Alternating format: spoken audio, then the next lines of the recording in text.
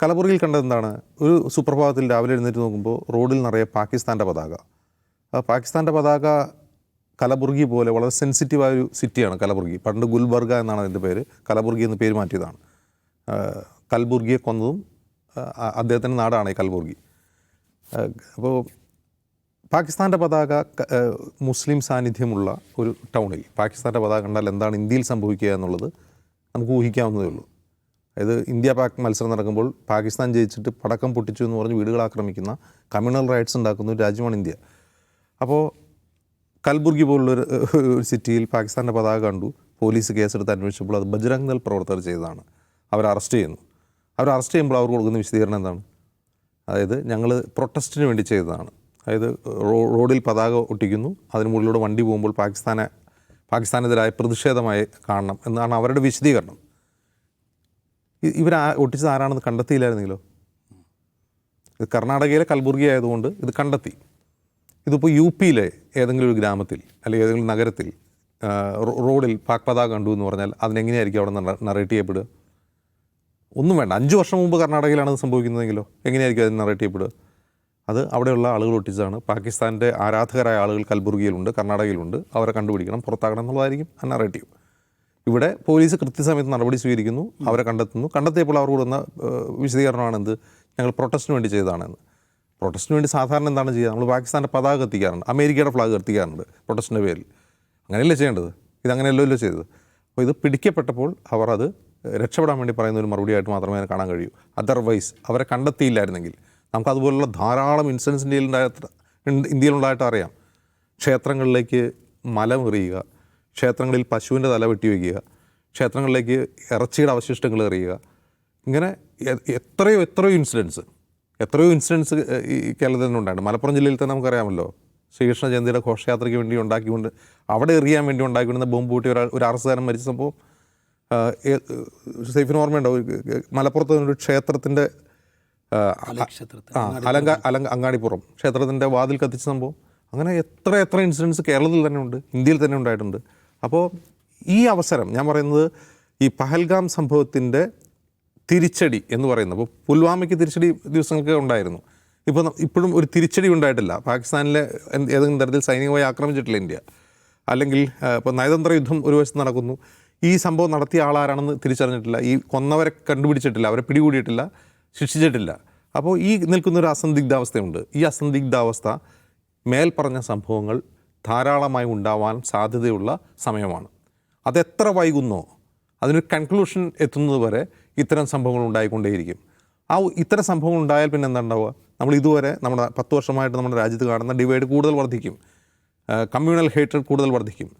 അത് രാഷ്ട്രീയമായി ആർക്കാണ് സഹായകരമാവുക എന്ന് ആലോചിച്ച് കഴിഞ്ഞാൽ ആരാണിത് ചെയ്യുന്നതെന്നും എന്തിനു വേണ്ടിയാണ് ചെയ്യുന്നതെന്നും നമുക്ക് മനസ്സിലാവും. ഇത് ഈ റോഡിൽ പതാക ഒട്ടിക്കുന്നു മുതൽ ഇത്തരം കാര്യങ്ങൾ രാഷ്ട്രീയമായി ആർക്കാണ് സഹായകരമാവുക എന്ന് ചിന്തിച്ചാൽ മതി. അപ്പോൾ ഭീകരാക്രമണം എന്ന് പറയുന്നത് അതിന് പിന്നിൽ കൃത്യമായ ജിയോ പൊളിറ്റിക്സ് ഉണ്ട്, കൃത്യമായ ഐഡിയോളജികളുണ്ട്, കൃത്യമായ രാഷ്ട്രീയ മുതലെടുപ്പുകാരുണ്ട്. അപ്പോൾ നമ്മുടെ രാജ്യത്തെ സാധാരണ പൗരന്മാരുടെ സുരക്ഷയാണല്ലോ പ്രധാനം. നമ്മുടെ സാധാരണ മനുഷ്യർക്ക് ടൂർ പോകാൻ പറ്റില്ല, നമ്മുടെ സാധാരണ മനുഷ്യന്മാർക്ക് അങ്ങാടിയിൽ ഇറങ്ങി നടക്കാൻ പറ്റില്ല, ബസ്സിൽ കയറാൻ പറ്റില്ല, ട്രെയിനിൽ കയറാൻ പറ്റില്ല, എവിടെയും ബോംബ് പൊട്ടിച്ചാവും, എവിടെ ഭീകരന്മാർ നമ്മൾ ആക്രമിക്കാം എന്നുള്ള ഒരു അവസ്ഥ വരുന്നത് യഥാർത്ഥത്തിൽ ആരുടെ വീഴ്ചയാണ്? അത് ഭരണകൂടത്തിൻ്റെ വീഴ്ചയാണ്. ഈ ഘട്ടത്തിൽ ഭരണകൂടത്തെ അക്കൗണ്ടബിൾ ആക്കുക, ഭരണകൂടത്തെ കൊണ്ട് മറുപടി പറയിപ്പിക്കുക എന്നുള്ള യഥാർത്ഥ സിവിക് സെൻസ് നമ്മുടെ മാധ്യമങ്ങളും പൊതുസമൂഹവും ചെയ്യേണ്ട യഥാർത്ഥ സിവിക് സെൻസ് അല്ല ഇവിടെ വർദ്ധിക്കുന്നത്. പകരം എന്താണ് ചെയ്തുകൊണ്ടിരിക്കുന്നത്? പകരം ഇതിൻ്റെ പിന്നിൽ അവന്മാരുടെ ഐഡിയോളജിയാണ്, അവരുടെ മതമാണ് ഇത് ചെയ്യുന്നത് എന്ന് പറഞ്ഞ് ഒരു വിഭാഗത്തിനെതിരെയുള്ള വിദ്വേഷ പ്രചാരണത്തിന് ആക്കം കൂട്ടിക്കൊണ്ടിരിക്കുകയാണ്. അപ്പോൾ ഈ സിറ്റുവേഷൻ യഥാർത്ഥത്തിൽ ഉണ്ടാകുന്നത് എന്തുകൊണ്ടാണ്? ഇതിൽ കൃത്യമായ നടപടികളില്ലാത്തത് കൊണ്ടാണ്. ഇപ്പോൾ ഇന്ന് തന്നെ ഉണ്ടായൊരു സംഭവം, ഇന്ന് ദ ഹിന്ദു പത്രത്തിൻ്റെ ഹെഡ്ലൈൻ, ഇന്ത്യ പാകിസ്ഥാനെതിരെ സ്വീകരിച്ച നയതന്ത്ര നടപടികൾ. അതായത് ഈ പഹൽഗാം ആക്രമണത്തിന് ശേഷമുള്ള നയതന്ത്ര നടപടികൾക്ക് തിരിച്ചടിയായി പാകിസ്ഥാൻ ചില കാര്യങ്ങൾ ചെയ്തിട്ടുണ്ട്. അവർ നമ്മുടെ വ്യോമയാന മാർഗം റദ്ദാക്കിയിട്ടുണ്ട്, മറ്റു ചില കാര്യങ്ങൾ ചെയ്തിട്ടുണ്ട്.